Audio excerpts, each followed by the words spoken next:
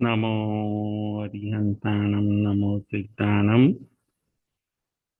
नमो आयर्याणं नमो वज्रायाणं नमो लोये सबसाहुणं ईसो पंच नमोकारो सबपावमणासनो मङ्गलाण्यं च सपेसिं परमं हवै मङ्गलं परमं हवै मङ्गलम् ओम शांति शांति शांति।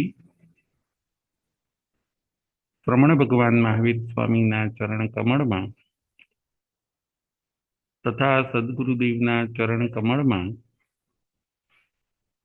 ઉપકારી સર્વ સંત સતીજીના ચરણ કમળમાં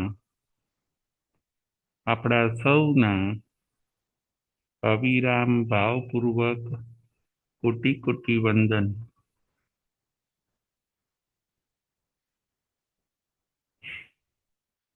જય જિનેન્દ્ર। તારીખ 21/2/25 વાંચણી નંબર 8। આજની આપણી વાંચણીનો વિષય છે શ્રાવકના 21 લક્ષણો। શ્રાવકના 21 લક્ષણો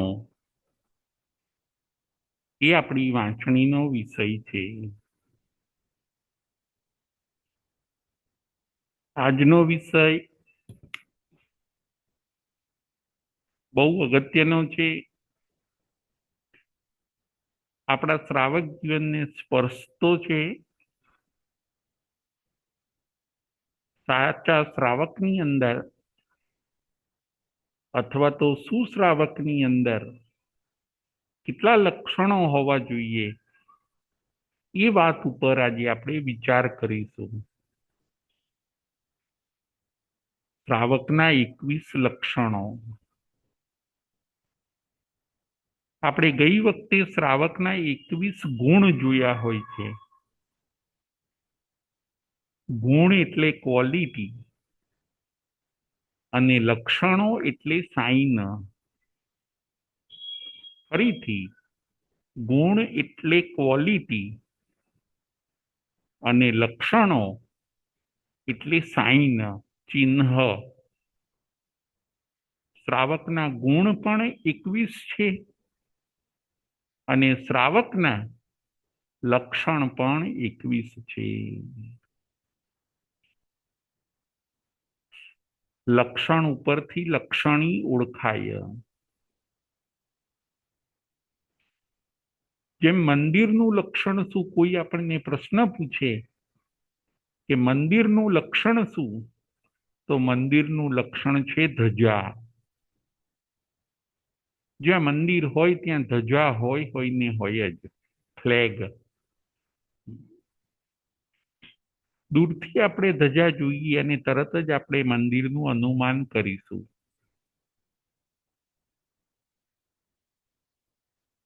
મંદિરનું લક્ષણ જેમ ધજા છે। અગ્નિનું લક્ષણ શું, તો કે અગ્નિનું લક્ષણ ધુમાડો। ક્યાંય આપણે દૂરથી ધુમાડો જોઈશું તો તરત જ આપણે અગ્નિનું અનુમાન કરીશું। એમ શ્રાવકમાં પણ અમુક સાઈનો હોવી જોઈએ, અમુક લક્ષણો હોવા જોઈએ, જેના ઉપરથી આપણે અનુમાન કરી શકીએ કે આ પોતે શ્રાવક છે। તો કે શ્રાવકના લક્ષણો કેટલા, તો કે 21 લક્ષણો છે। એનું બોલવું ચાલવું, એની રીતભાત, એનો વ્યવહાર અને એનું વર્તન, એના ઉપરથી આપણે નક્કી કરી શકીએ કે આ સુશ્રાવક છે। દરેક વસ્તુના લક્ષણો હોય છે। જેમ કોઈ રાજા હોય તો રાજાના પણ લક્ષણો હોય। રાજા પાસે તલવાર હોય, રાજાનો ડ્રેસ પહેરેલો હોય, રાજ સિંહાસન ઉપર એ બેઠેલા હોય, આ બધા લક્ષણો છે। અને રાજા દયાળુ હોય, પરોપકારી હોય, ન્યાયી હોય, એ બધા ગુણો છે. ફરીથી રાજા પાસે તલવાર હોય, રાજ સિંહાસન ઉપર બેઠા હોય, એ બધા એમના લક્ષણો છે. અને રાજા પોતે દયાળુ હોય, પરોપકારી હોય, ન્યાયી હોય, એ એમના ગુણ છે. ગુણ અને લક્ષણમાં આ તફાવત છે. આપણે જો સાચા શ્રાવક બનવું હોય તો આપણામાં 21 ગુણ પણ હોવા જોઈએ અને 21 લક્ષણો પણ હોવા જોઈએ. પુરુષના કેટલા લક્ષણ બતાવ્યા? તો કે પુરુષના 32 લક્ષણ બતાવ્યા કે પુરુષની અંદર 32 લક્ષણ હોવા જોઈએ. તીર્થંકર ભગવંતોમાં કેટલા લક્ષણ હોય છે? તો કે તીર્થંકર ભગવંતોમાં 1008 ઉત્તમ લક્ષણના ધારણહાર હોય છે. 1008 લક્ષણો તીર્થંકર ભગવંતોના શરીરમાં, વ્યવહારમાં, વર્તનમાં હોય છે. તીર્થંકર ભગવંતોનું બોલવું, ચાલવું, બેસવું, ઉઠવું બધું અલગ અલગ ડિફરન્ટ ટાઈપનું બહુ બ્યુટીફુલ હોય. એવા શ્રેષ્ઠ લક્ષણો એમના દેહમાં હોય છે. નોર્મલ સાઇન ના હોય. નોર્મલ પીપલ જેવી સાઈનો તીર્થંકર ભગવંતોની ના હોય, પરંતુ બેસ્ટ સાઈનો એમના વ્યવહારમાં, વર્તનમાં, શરીરમાં, બોલવામાં, એમની દેહાકૃતિમાં, એમની સુંદરતામાં આવા કેટલા લક્ષણો હોય છે તીર્થંકર ભગવંતોના? તો કે 1008 ઉત્તમ લક્ષણના ધારણહાર તીર્થંકર પરમાત્મા હોય છે. દરેક મનુષ્યના અલગ અલગ લક્ષણો હોય છે. એ લક્ષણો ઉપરથી લક્ષણી ઓળખાય છે. એ સાઇન ઉપરથી, એ ચિહ્નો ઉપરથી આપણે નક્કી કરી શકીએ કે આ વ્યક્તિ સુશ્રાવક હોવા જોઈએ, સાચા શ્રાવક બનીએ. આપણે વાત એ ચાલતી હોય છે કે હવે જે આપણી પાસે વર્ષો બચ્યા છે એ વર્ષોની અંદર આપણે જો સાચું શ્રાવકપણું લાવી દઈએ તો 3, 5 કે 15 ભવની અંદર આપણે ચોક્કસ મોક્ષે જઈ શકીએ.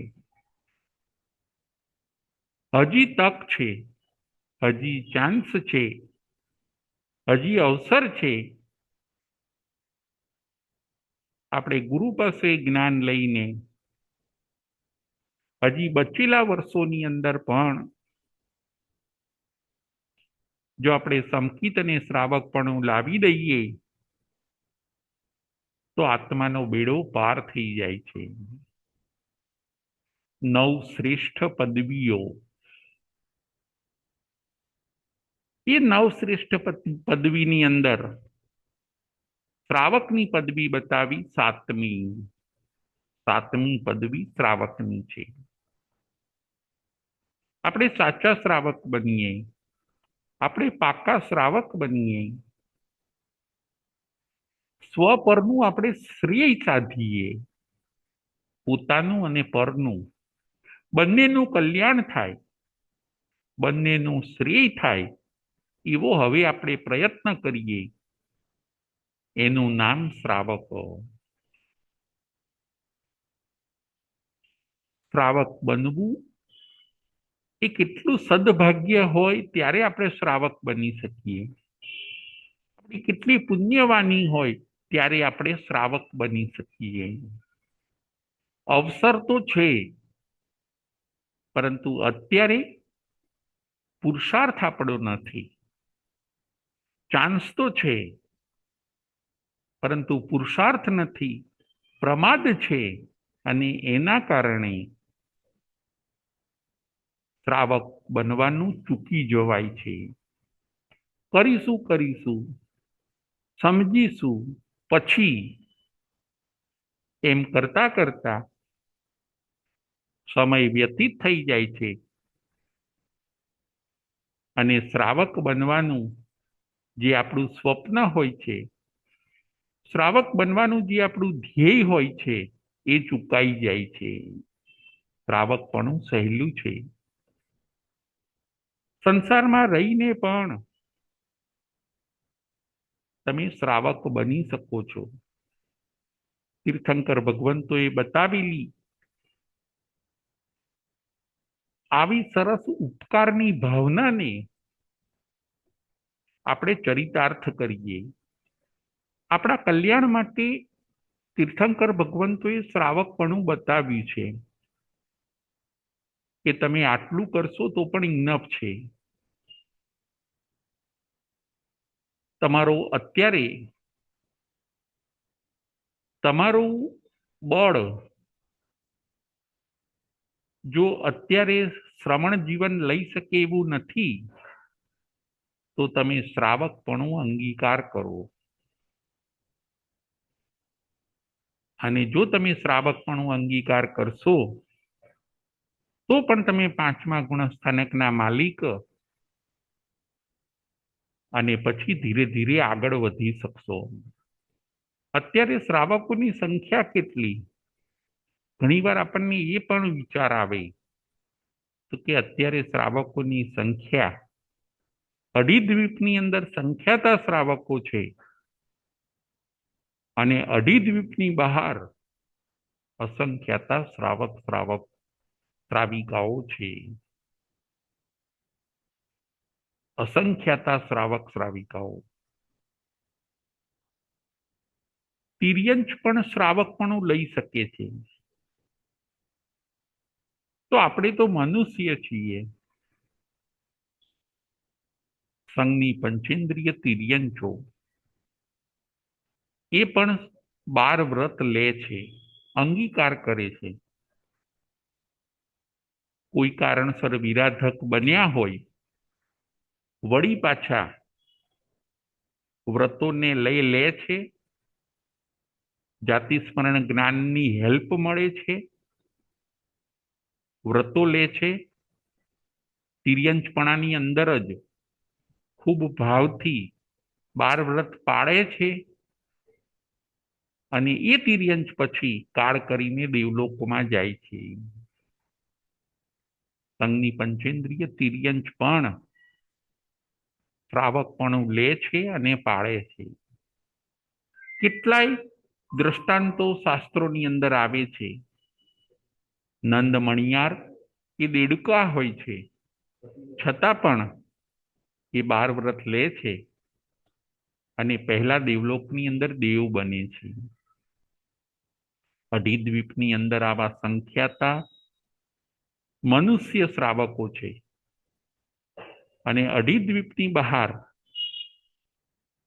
અસંખ્યાતા તિર્યંચ શ્રાવકો છે. શ્રાવકપણું આપણે ચૂકી ન જઈએ. આજે આપણે વાત કરવી છે શ્રાવકના લક્ષણો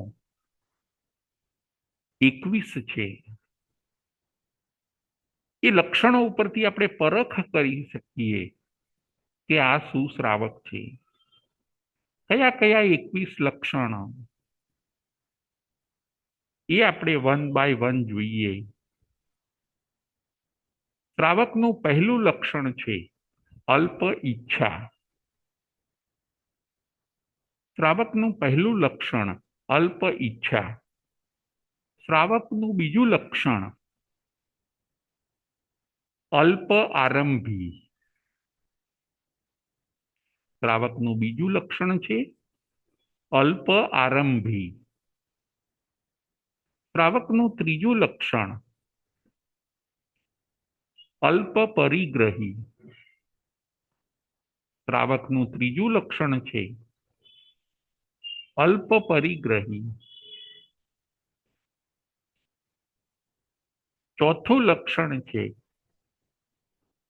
સુશીલ. શ્રાવકનું ચોથું લક્ષણ છે સુશીલ. પાંચમું લક્ષણ છે સુવ્રતિ. પાંચમું લક્ષણ છે સુવ્રતિ. છઠ્ઠું લક્ષણ છે દ્રઢ ધર્મી. છઠ્ઠું લક્ષણ છે દ્રઢ ધર્મી. સાતમું લક્ષણ છે ધર્મ વૃત્તિ. સાતમું લક્ષણ ધર્મ વૃત્તિ. આઠમું લક્ષણ નંબર 8. આઠમું લક્ષણ છે કલ્પ ઉગ્ર વિહારી. આઠમું લક્ષણ કલ્પ ઉગ્ર વિહારી. નવમું લક્ષણ સંવેગ વિહારી. નવમું લક્ષણ સંવેગ વિહારી. દસમું લક્ષણ છે ઉદાસીનતા.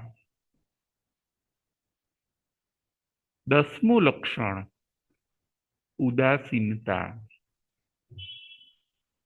11મું લક્ષણ વૈરાગ્ય. 11મું લક્ષણ વૈરાગ્ય. 12મું લક્ષણ એકાંત આર્ય.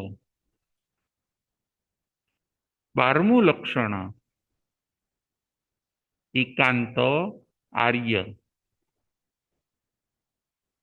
13મું લક્ષણ સમ્યક માર્ગી. 13મું લક્ષણ સમ્યક માર્ગી. સમ્યક માર્ગી. 14મું લક્ષણ સુસાધુ. 14મું લક્ષણ સુસાધુ. 15મું લક્ષણ સુપાત્ર. 15મું લક્ષણ સુપાત્ર. 16મું લક્ષણ ઉત્તમ. 16મું લક્ષણ ઉત્તમ. 17મું લક્ષણ 17મું લક્ષણ ક્રિયાવાદી. 17મું લક્ષણ ક્રિયાવાદી. 18મું લક્ષણ આસ્તિક. 18મું લક્ષણ આસ્તિક. 19મું લક્ષણ આરાધક. 19મું લક્ષણ આરાધક. 20મું લક્ષણ પ્રભાવક. 20મું લક્ષણ પ્રભાવક. અને છેલ્લું 21મું લક્ષણ અરિહંતના શિષ્ય. 21મું લક્ષણ અરિહંતના શિષ્ય. આ થયા શ્રાવકના 21 લક્ષણ. આપણે તપાસ કરીએ, આપણે ચેક કરીએ. આપણે એકવાર વિચાર કરો આપણામાં કયા કયા લક્ષણો છે. જેમ કોઈ નાના છોકરા હોય તો જોજો બહુ તોફાની હશે, કોઈક તોફાની હશે, કોઈક જબરું હશે, કોઈક શાંત હશે, કોઈ બુદ્ધિશાળી હશે. આ બધા ડિફરન્ટ ડિફરન્ટ ટાઈપના શું છે, લક્ષણો છે. આપણામાં ગુણો કયા છે અને લક્ષણો કયા છે. આપણે શું વિચારીએ છીએ, આપણા વિચારો કેવા છે એ પણ ચેક કરીએ. આપણા ગુણો કેવા છે આપણામાં એ પણ આપણે ચેક કરીએ. અને આપણામાં લક્ષણો કેવા છે એ પણ આપણે ચેક કરીએ.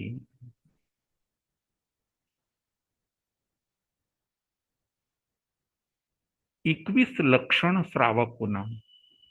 એમાં પહેલું જ લક્ષણ બતાવ્યું અલ્પ ઈચ્છા.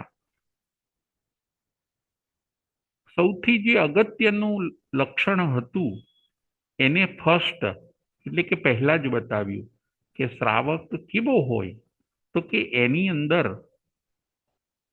એને અલ્પ ઈચ્છા હોય. એ બહુ ઈચ્છાઓ ન કરી. મારે આ જોઈએ છીએ ને આ જોઈએ છીએ ને આમ જોઈએ છીએ ને, એની ઈચ્છાઓ ન હોય, એને સંતોષ હોય. શ્રાવકને બહુ ડિમાન્ડ ન હોય. અલ્પ ઈચ્છા. ઈચ્છા આપણને પીડા આપે છે. જેટલી વધારે ઈચ્છાઓ એટલી વધારે પીડાઓ. પછી ઈચ્છાની પૂર્તિ માટે આપણે દોડધામ કરવી પડે છે. ઈચ્છાને પૂરી કરવા માટે આપણે ઘણીવાર આર્ત ધ્યાન રૌદ્ર ધ્યાન પછી કરવા લાગીએ. ઈચ્છા પીડા આપે છે. ઈચ્છાને દુઃખની માતા કહી. કે દુઃખનો બોન ક્યાંથી થાય છે, તો કે ઈચ્છામાંથી થાય છે. એટલે જેટલી ઓછી ઈચ્છાઓ એટલી શાંતિ. શ્રાવકને બહુ અલ્પ ઈચ્છા હોય, એ એનું ફર્સ્ટ લક્ષણ છે. એ સંતોષી હોય. જો આ લક્ષણ એનામાં હોય તો ચોક્કસ માનવું કે એ પોતે શ્રાવક છે. જેમ નાનું છોકરું હશે તો એનામાં ઈચ્છાઓ બહુ હશે કે મારે આ જોઈએ છીએ ને આ જોઈએ છીએ ને. એનું મન વિવરિંગ થયા કરશે. એ વસ્તુ મળી જશે પછી કે બીજી જોઈએ છીએ, બીજી વસ્તુ મળી જશે પછી કે ત્રીજી જોઈએ છીએ. અને એ ઈચ્છા પછી શું કરે છે, આપણને અસ્થિર બનાવે છે. જેટલી ઈચ્છાઓ ઓછી એટલી મન વચન કાયામાં સ્થિરતા વધારે. ફરીથી, જેટલી ઈચ્છાઓ ઓછી એટલી મન વચન અને કાયાની અંદર સ્થિરતા વધારે. સ્થિરતા આવે છે. ઈચ્છા ઓછી હશે તો આપણે શાંતિનો અનુભવ કરી શકીશું, સુખનો અહેસાસ કરી શકીશું. બસ શ્રાવક એવો જ હોય, ભગવાન કે છે. એનું ફર્સ્ટ લક્ષણ બતાવ્યું અલ્પ ઈચ્છા. ઈચ્છા કોઈ ના કરશો કે ઈચ્છા પીડા આપે છે, ઈચ્છા દુઃખ આપે છે. બીજું લક્ષણ બતાવ્યું અલ્પ આરંભી. શ્રાવક કેવો હોય, તો કે આરંભ ઓછો કરે. બહુ જીવોની હિંસા થાય એવો એ આરંભ ન કરે, આરંભ સમારંભ ન કરે. ઓછી વસ્તુઓથી ચલાવી લે. ખાવા પીવામાં બહુ આરંભ સમારંભ ન કરે. આજે આપણે જોઈએ છીએ કે ખાણીપીણીની અંદર પ્રસંગોમાં આરંભ સમારંભ ખૂબ વધી ગયો છે. 50-50 આઈટમો રાખવી, 60-60, 70-70 આઈટમો રાખવી, લાઇટિંગ રાખવું, ફૂલોનું ડેકોરેશન રાખવું, કંદમૂળનો ને વાપરવું. આ બધું શું છે કે આ બધો મોટો આરંભ સમારંભ છે. શ્રાવક પોતે વિવેકી હોય. એ અલ્પ આરંભી, થોડા આરંભમાં કામ પતી જાય, ફિનિશ. એના વિચારો, એનું વર્તન એ ધર્મને નજરમાં રાખે છે. જીવ હિંસા ઓછી થાય એવો એ ખ્યાલ રાખે છે. એના કારણે એ પોતે આરંભ શું કરે છે કે આરંભ ઓછો કરે છે. કારણ કે એ પોતે જીવદયા પ્રેમી છે. જે જીવદયા પ્રેમી હોય છે એ અલ્પ આરંભે અથવા તો નિરારંભે કાર્યની પૂર્તિ થઈ જાય અને ઓછા જીવો મરે એવું ધ્યાન રાખે છે. આપણે પણ આ બધા રસ્તે જ જવાનું છે. અલ્પ ઈચ્છા અને અલ્પ આરંભ. વ્યવસાય એટલે કે બિઝનેસ પણ શ્રાવક કેવા કરે કે જેમાં બહુ હિંસા ન થતી હોય. 15 પ્રકારના બિઝનેસ મહાઆરંભે કીધા, એ આપણને કરવાની ભગવાને ના પાડી. જેમાં હિંસા ન હોય અથવા બહુ જ ઓછી હિંસા હોય એવો વ્યવસાય એટલે કે બિઝનેસ શ્રાવક પોતે કરે. આ શ્રાવકનું છે બીજું લક્ષણ. શ્રાવકનું ત્રીજું લક્ષણ છે અલ્પ પરિગ્રહી. એની પાસે પરિગ્રહ ઓછો હોય તો સમજવું કે આ સાચો શ્રાવક છે. એની પાસે પરિગ્રહ બહુ ઓછો હોય, જરૂરી હોય, ખપ પૂરતો હોય, મર્યાદિત હોય, તો સમજવું કે આ શ્રાવક છે. પરિગ્રહ શું છે કે પરિગ્રહ પાપનું મૂળ છે. પરિગ્રહ આપણી પાસે હશે એટલે આપણને આરંભ સમારંભ કરવાનું મન થશે. પરંતુ જો પરિગ્રહ ઓછો તો આરંભ પણ ઓછો, હિંસા પણ ઓછી, પાપ પણ ઓછું. શ્રાવક જરૂરી વસ્તુ રાખશે, બાકી બધી ઓસરાવી દેશે, છોડી દેશે. એટલે એમનું ત્રીજું શ્રાવકનું લક્ષણ બતાવ્યું અલ્પ પરિગ્રહી. બાહ્ય પરિગ્રહ પણ અલ્પ અને આભ્યંતર પરિગ્રહ પણ અલ્પ. સંબંધોમાં પણ લિમિટ, પૈસામાં પણ લિમિટ, કસાયોમાં પણ લિમિટ, ખાવા પીવાની આઈટમોમાં પણ લિમિટ. આ બધું છે અલ્પ પરિગ્રહ.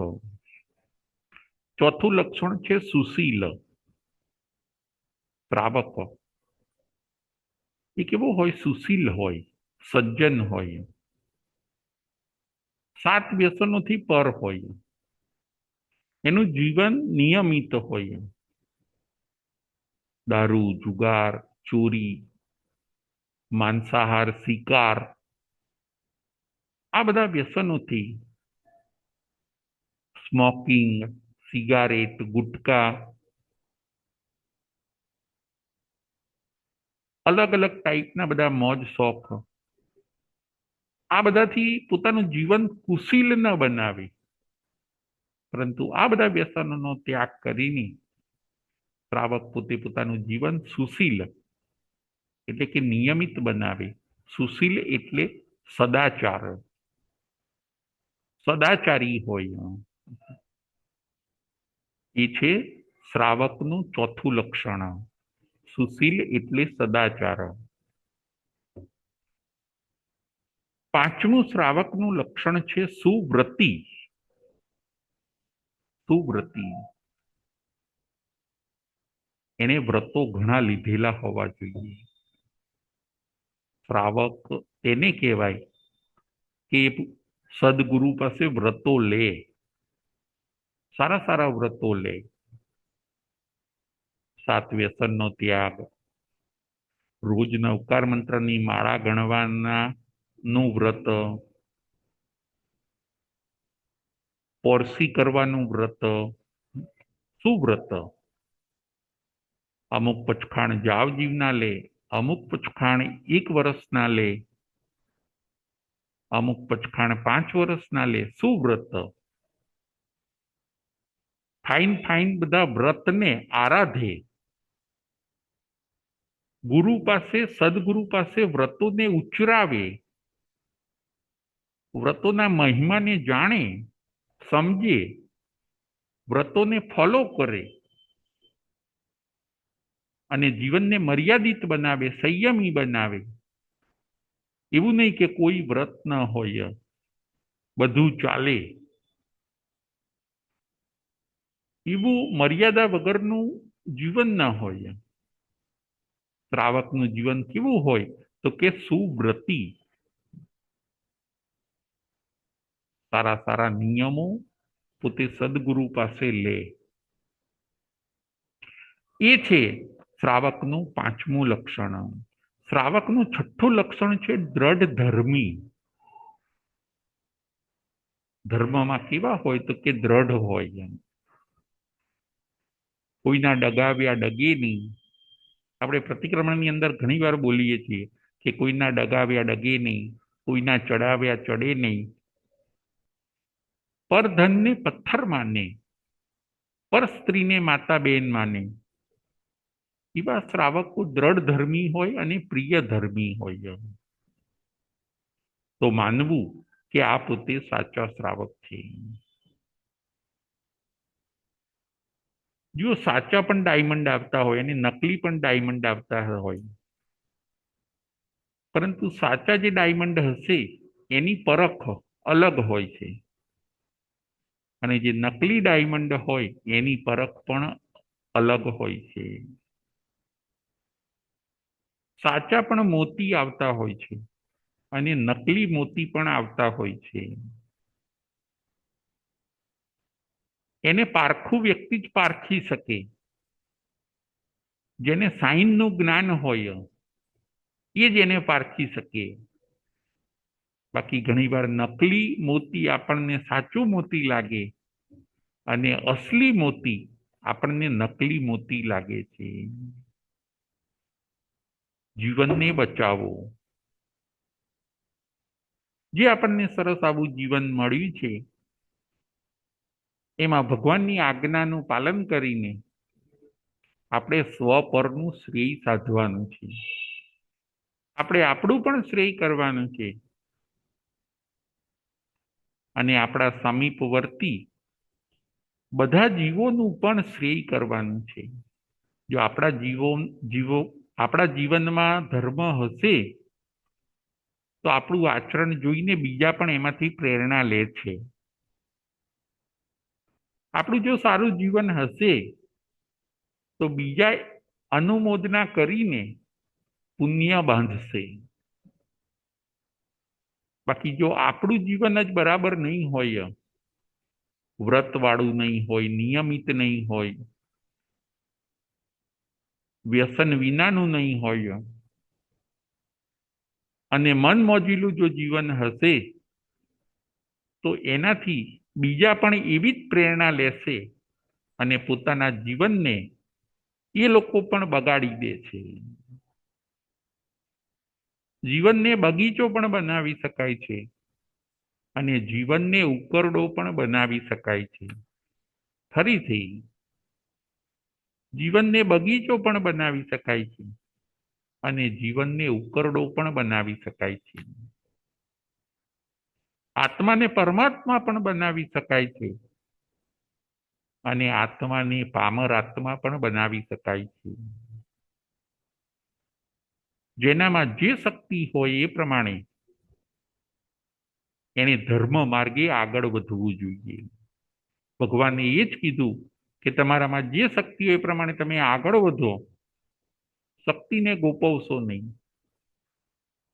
તમે જો શ્રાવક જીવન લેવા માટે સક્ષમ છો તો પછી શ્રાવક જીવન લો. આગળનું 7મું લક્ષણ છે ધર્મવૃત્તિ.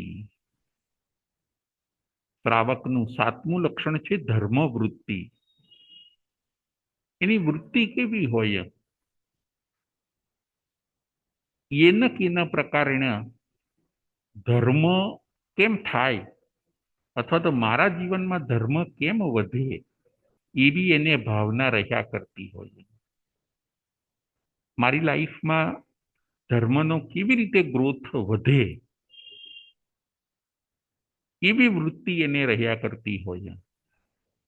જેમ કોઈ વેપારી હોય એને જોજો, એને પ્રોફિટની વૃત્તિ હોય કે હું મારો પ્રોફિટ વધારું, મહેનત કરું, પ્રોફિટ વધારું. તો શ્રાવકને, સાધક આત્માને કઈ વૃત્તિ હોય? તો કે ધર્મ વૃત્તિ. એને ઉપવાસ કર્યો હોય પછી એને એમ થાય કે ના, હું ઉપર પોરસી કરું. આવી રીતે એની ધર્મ ભાવના બળવત્તર હોય. ધર્મ ભાવતા એની વધતી જાય, એની વૃત્તિ ધર્મ બાજુ હોય. એ છે સાતમું લક્ષણ. આઠમું લક્ષણ છે કલ્પ ઉગ્ર વિહારી. આઠમું લક્ષણ છે કલ્પ ઉગ્ર વિહારી. અઘરા અનુષ્ઠાનો પણ કરે. શ્રાવક એવું હોય કે જો એની શક્તિ હોય તો એ પોતે અઘરા અનુષ્ઠાનો પણ કરે. આપણે જોઈએ છીએ કે ઘણા શ્રાવકો શક્તિને ગોપવ્યા વગર ખૂબ મોટા મોટા વ્રત પણ લેતા હોય છે. કોઈ શ્રાવક માસ ખમણ કરે, કોઈ વર્ષી તપ કરે, કોઈ છઠનો વર્ષી તપ કરે. ઘણા શ્રાવકો એવા હોય કે સવારે ઉઠીને રોજ 2 સામાયિક કરે. એક સામાયિકની અંદર સ્વાધ્યાય કરે ને એક સામાયિકની અંદર પ્રતિક્રમણ કરે. દાન મોટું કરે, ખૂબ મોટું દાન કરે. ઉગ્ર વિહારી, કલ્પ ઉગ્ર વિહારી, આ સાઇન કીધી. એનું એનું હૃદય પણ એટલું વિશાળ હોય કે તપ કરવાનું આવે તો પણ મોટું તપ કરે, દાન કરવાનું આવે તો પણ મોટું દાન કરે પોતે. ઉગ્ર વિહારી, મોટા અનુષ્ઠાનોને પણ આરાધે. કલ્પ ઉગ્ર વિહારી, આ છે આઠમું લક્ષણ શ્રાવકનું. નવમું છે સંવેગ વિહારી. શ્રાવકનું નવમું લક્ષણ સંવેગ વિહારી.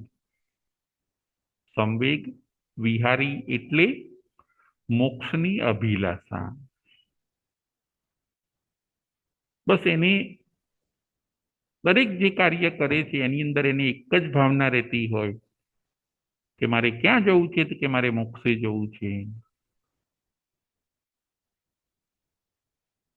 મોક્ષના ઈચ્છુકને મોક્ષ મળે છે, મોક્ષાર્થીને મોક્ષ મળે છે.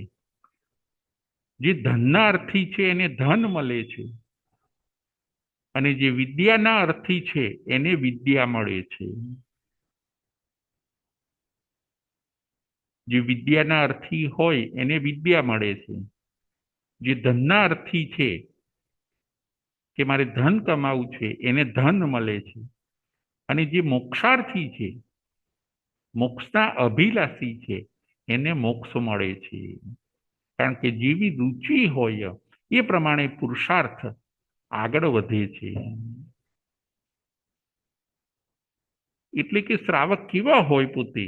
તો કે સંવેગ વિહારી, મોક્ષના લક્ષી. હું એવું કોઈ કામ ન કરું કે જેથી હું મોક્ષથી દૂર થઈ જાઉં. ફરીથી શ્રાવક પોતે એવું વિચારે કે હું એવું કોઈ કામ ન કરું કે જેના કારણે હું મોક્ષથી દૂર થઈ જાઉં. એ બધી વસ્તુઓને સાઈડમાં રાખે, મોક્ષને પોતાનો ગોલ રાખે. એને કહેવાય છે સંવેગ વિહારી. શ્રાવકનો 10મો ગુણ છે ઉદાસીનતા.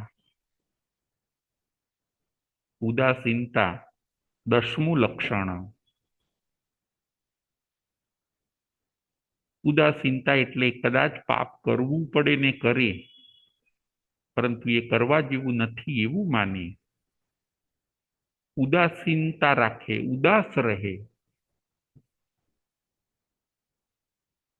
પાપમાં રુચિ ન હોય એવું લક્ષણ એ છે ઉદાસીનતા. 11મું લક્ષણ છે વૈરાગ્ય. શ્રાવકમાં શું હોવું જોઈએ? તો કે વૈરાગ્ય. ચાલશે, ભાવશે, ફાવશે અને ગમશે. ચાલશે, ફાવશે, ભાવશે અને ગમશે. જે અનુકૂળતા હોય, જે સગવડ હોય એને ચલાવી લેવી, એનું નામ છે વૈરાગ્ય.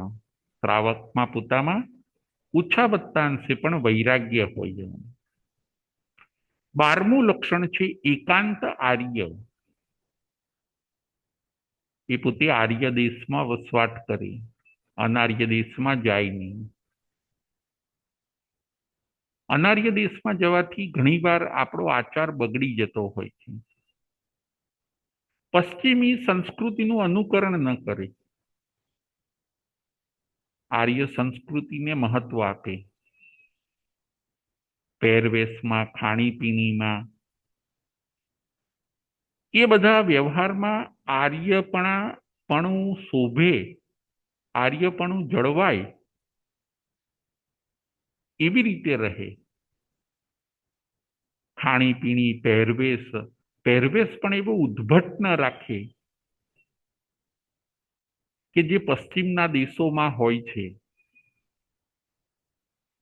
એની બધી પ્રવૃત્તિ કેવી હોય? તો કે આર્ય સંસ્કૃતિને અનુકૂળ હોય.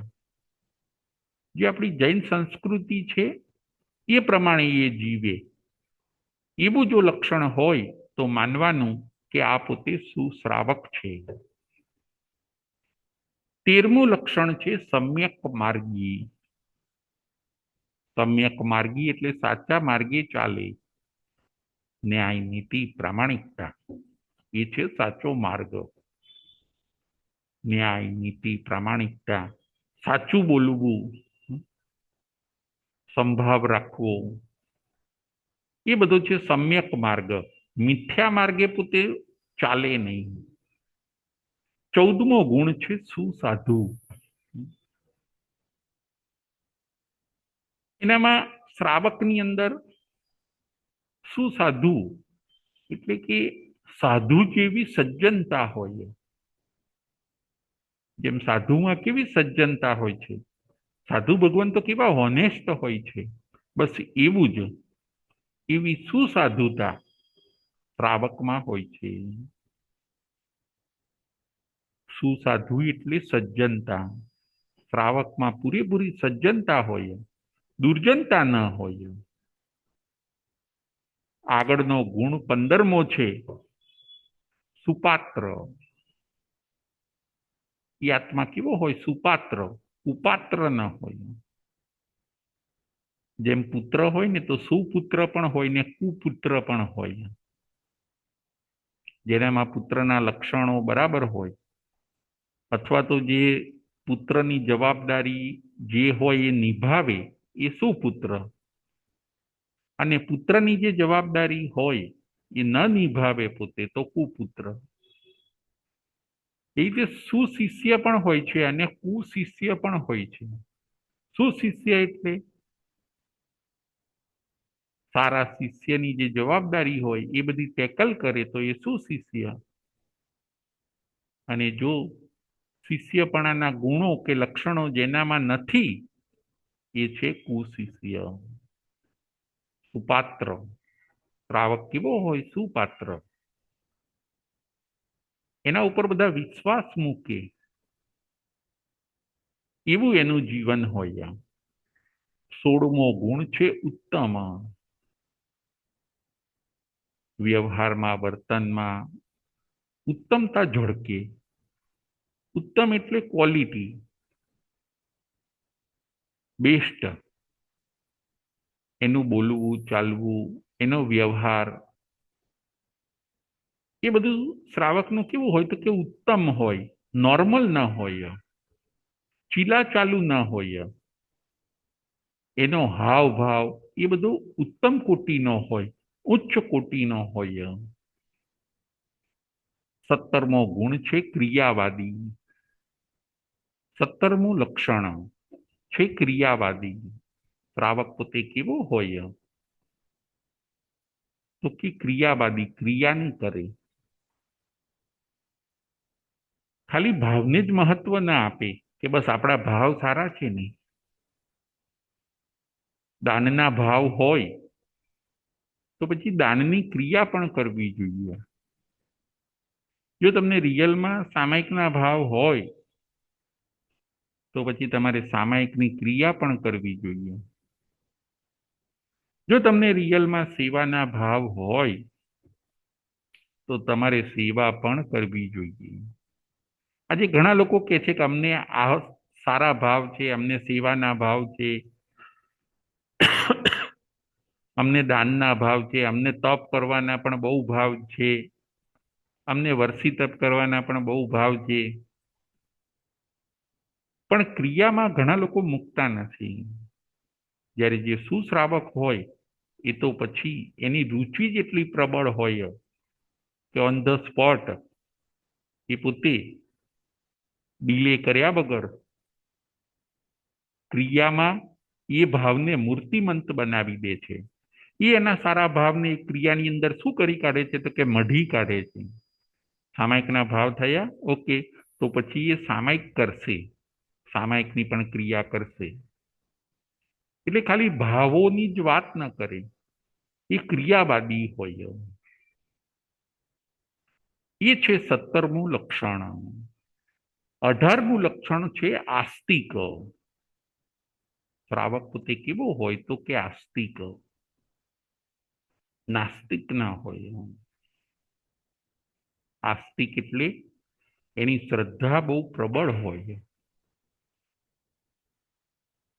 નવતત્વને માને, સ્વર્ગને નરકને માને, રીબર્થને પણ માને 100%,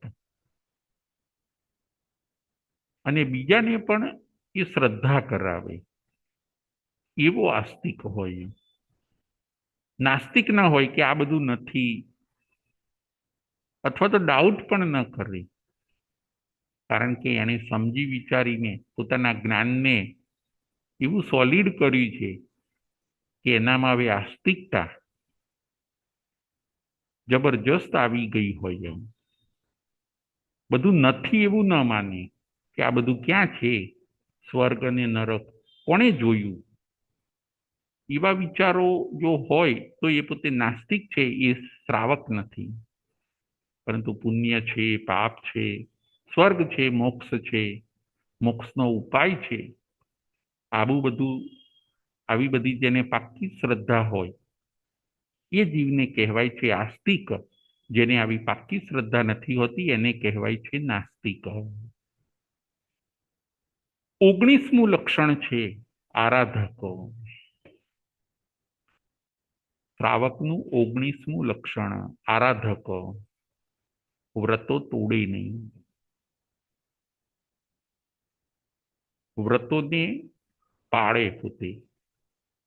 વચ્ચે કદાચ મુશ્કેલી આવે, ઉપસર્ગ આવે, તકલીફ આવે, છતાં પણ લીધેલું વ્રત કન્ટિન્યુઝ રાખે. મોટી માંદગી આવી જાય તો પણ પોતે વ્રતોને તોડે નહીં. જો વ્રતોને તોડે, સમકિતને વમી દે તો પોતે વિરાધક થઈ જાય, પરંતુ સમકિતને વમે પણ નહીં અને વ્રતોને તોડે પણ નહીં. ફરીથી, શ્રાવક પોતે સમકિતને વમે પણ નહીં અને વ્રતોને તોડે પણ નહીં. ભલે માંદગી આવી હોય, કષ્ટ આવ્યું હોય, ઉપસર્ગ પરિસ આવ્યો હોય, છતાં પણ એ પોતે ટકી રહે, એને કહેવાય છે આરાધક. એ આરાધક એનું 19મું લક્ષણ છે. 20મું લક્ષણ છે પ્રભાવકો. શ્રાવક પોતે કેવો હોય? એનું 19મું લક્ષણ પ્રભાવક. પ્રભાવક એટલે જેની પર્સનાલિટી પડે, જેનો વ્યવહાર વર્તન એમાં સજ્જનતા દેખાય. પ્રભાવક એટલે જે જૈન ધર્મની પ્રભાવના કરે, જૈન ધર્મનો ફેલાવો કરે, બધા વધારે ધર્મ પામે એવો પ્રયત્ન કરવો, એને કહેવાય છે પ્રભાવક. બીજા જીવો પણ ધર્મ પામે એવો આપણે પ્રયત્ન કરવો, એને કહેવાય છે પ્રભાવના. જૈન ધર્મનો વધારે ફેલાવો થાય, નવા નવા જીવો અંદર જોડાય, જે જોડાયેલા છે એ વધારે સ્થિર થાય, આવું સઘળું ધ્યાન રાખવું. દેશ વિદેશની અંદર બધી જગ્યાએ બધા ધર્મને અંગીકાર કરે અને એ ધર્મના માધ્યમથી સુખ શાંતિને પામે, સાચા રાહે આગળ વધે અને એક આખી વિશ્વમાં શાંતિ સ્થપાય એવો પ્રયત્ન કરવો, એનું નામ છે પ્રભાવના. શ્રાવક પોતે એનું આ લક્ષણ એવું છે કે બીજા જીવોને હું કેવી રીતે ધર્મ વધારે પમાડું, એના માટે પ્રવચનો પણ કરશે, બીજાને શીખવાડશે, શિબિરો કરશે, દાન આપશે, તપ કરશે, વ્યસન મુક્તિ વગેરેના કેમ્પ રાખશે, સંતોના પ્રવચનો ગોઠવશે. આ બધું કરવું એને કહેવાય છે પ્રભાવના. શ્રાવકનું આ લક્ષણ છે કે એને આ બધું કરવાનું મન થાય કે હું શું કરું તો ધર્મ ફૂલે ફાલે, એવો પ્રયત્ન કરવો, એનું નામ છે પ્રભાવક. એ છે શ્રાવકનું 20મું લક્ષણ. છેલ્લું 21મું લક્ષણ છે અરિહંતના શિષ્ય. શ્રાવક પોતે પોતાને અરિહંતના શિષ્ય સમજે, એ પોતે એમ વિચારે કે હું અરિહંત ભગવાનનો શિષ્ય છું, એમનો ફોલોવર્સ છું, એમનો વારસદાર છું, એટલે મારાથી કંઈ ખોટું થાય નહીં. હું કોનો વારસદાર છું? તો કે હું તીર્થંકર ભગવંતોનો વારસદાર છું. જો એ લોકો ખોટું નતા કરતા તો મારે પણ ખોટું ના થાય. એ લોકોનું નામ શોભે એવા જ કાર્યો મારે કરવા જોઈએ. એમના વારસદાર તરીકે મારી એ ફરજ છે, એમના વારસદાર તરીકે મારું એ કર્તવ્ય છે કે જૈન ધર્મને કે તીર્થંકરના નામને કોઈ બટ્ટો ન લાગે એવો જ મારે પ્રયત્ન કરવો જોઈએ. એવો જેને સતત ખ્યાલ રહેતો હોય, એ ગુણ છે 21મો અરિહંતના શિષ્ય. શ્રાવક પોતાને અરિહંતના શિષ્ય માને, અરિહંતના વારસદાર માને અને એ જ પ્રમાણે એ સઘળો વ્યવહાર બધી જગ્યાએ કરે. આ છે શ્રાવકના 21 લક્ષણો. આપણે આગળ પણ જોયું કે લક્ષણ એટલે સાઈન. લક્ષણથી લક્ષણી ઓળખાય છે. જેમ રાજામાં રાજાના લક્ષણો હોય છે, વિદ્યાર્થીમાં વિદ્યાર્થીના લક્ષણો હોય છે, નેતામાં નેતાના લક્ષણો હોય છે. બસ એવી જ રીતે શ્રાવકમાં શ્રાવકના લક્ષણો હોય છે, સાધુમાં સાધુના લક્ષણો હોય છે. લક્ષણો ઉપરથી જ આપણે અનુમાન કરી શકીએ કે આ પોતે સુશ્રાવક છે. આપણે પણ આવા 21 લક્ષણોને આપણે લાવીએ, આપણે પણ સાચા શ્રાવક બનીએ, 5મા ગુણસ્થાનકને આપણે પણ પ્રાપ્ત કરીને ભગવાનની જે આ ઉત્તમ વાણી આપણને મળી છે, એ વાણીને આપણે પણ આપણા જીવનની અંદર ચરિતાર્થ કરીએ. શ્રાવક પણ હવે છૂટી ન જાય, સંકિત આપણું છૂટી ન જાય. એનો આપણે ખ્યાલ રાખવાનો છે. આજની આપણી વાંચણીનો વિષય હતો શ્રાવકના 21 લક્ષણો.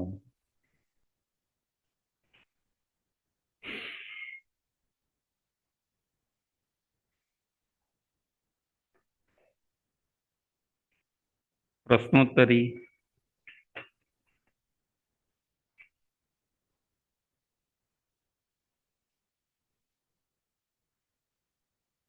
સંગીતાબેન મહેતા. જય જીનેન્દ્ર.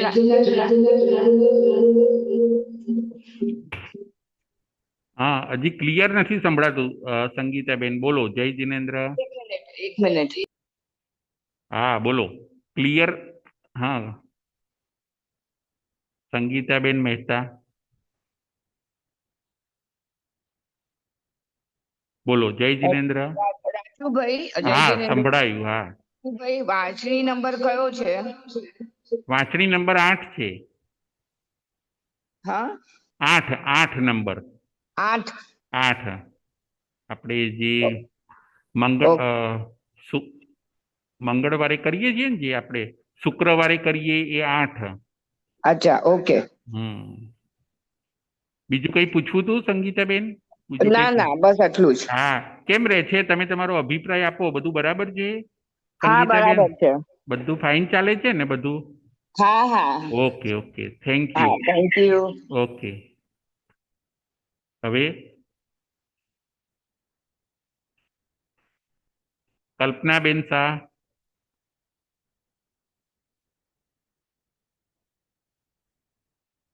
કલ્પનાબેન શાહ.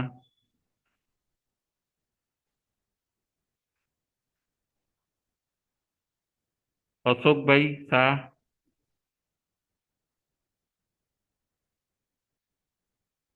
કોઈને કઈ પ્રશ્ન પૂછવો હોય તો હેન્ડ રેઝ કરશે તો અહીંથી ખ્યાલ આવશે.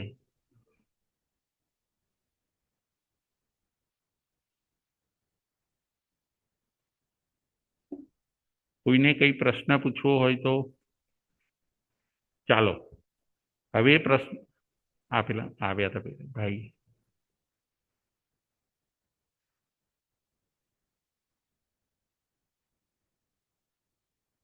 પ્રશ્ન નંબર 1. તીર્થંકર ભગવંતોના કેટલા લક્ષણો બતાવ્યા છે? તીર્થંકર ભગવંતોની દેહાકૃતિમાં કેટલા લક્ષણો બતાવ્યા છે?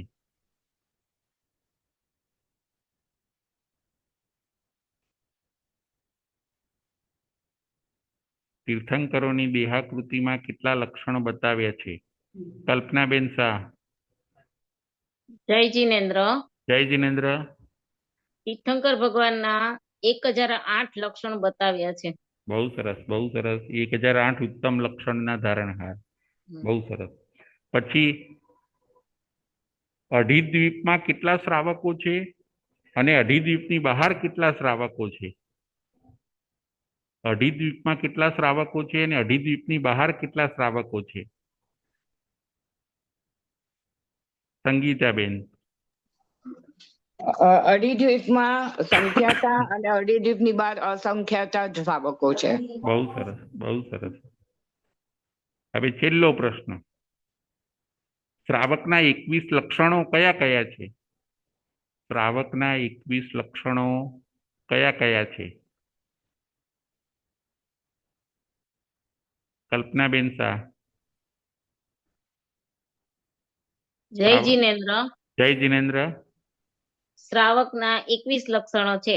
હમ પેલું અલ્પ ઈચ્છા, હમ બીજું અલ્પ આરંભી, હમ ત્રીજું અલ્પ પરિગ્રહી, ચોથું સુશીલ, પાંચમું સુવ્રતી, છઠ્ઠું દ્રઢ ધર્મી, સાતમું ધર્મ વૃત્તિ, આઠમું અલ્પ ઉગ્ર વિહારી, નવમું સંવેગ વિહારી, 10મું ઉદાસીનતા, 11મું વૈરાગ્ય, 12મું એકાંત આર્ય, 13મું સમ્યક માર્ગી, 14મું સુસાધુ, 15મું સુપાત્ર, 16મું ઉત્તમ, 17મું ક્રિયાવાદી, 18મું આસ્તિક, 19મું આરાધક ને 20મું પ્રભાવક ને 21મો અર્યંતના શિષ્ય. બહુ સરસ, બહુ સરસ. Thank you. જય જિનેન્દ્ર, જય મહાવીર.